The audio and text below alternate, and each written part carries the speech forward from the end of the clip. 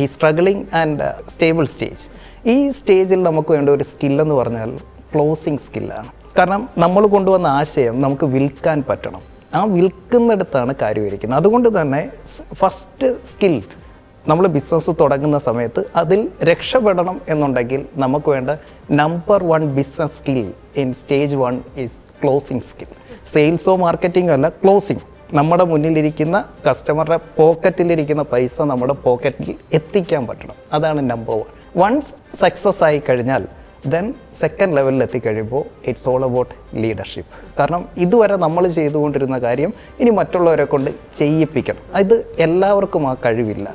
അപ്പോൾ എന്തുകൊണ്ട് ഒരു ബിസിനസ് വിജയിപ്പിക്കാൻ പറ്റും, അടുത്ത ലെവലിലേക്ക് പോകാൻ പറ്റുന്നില്ലെന്ന് ചോദിച്ചാൽ പ്യുവർലി ആ ബിസിനസ് ഓണറിൻ്റെ ലീഡർഷിപ്പ് ഇല്ലായ്മയാണ്. സോ ഈ 2 സ്കില്ലുണ്ടെങ്കിൽ ഏതൊരാൾക്കും, അതായത് ക്ലോസിംഗ് സ്കില്ലും ലീഡർഷിപ്പ് സ്കില്ലും ഉണ്ടെങ്കിൽ ഏതൊരാൾക്കും മികച്ച ഒരു സംരംഭകനാകാൻ പറ്റും.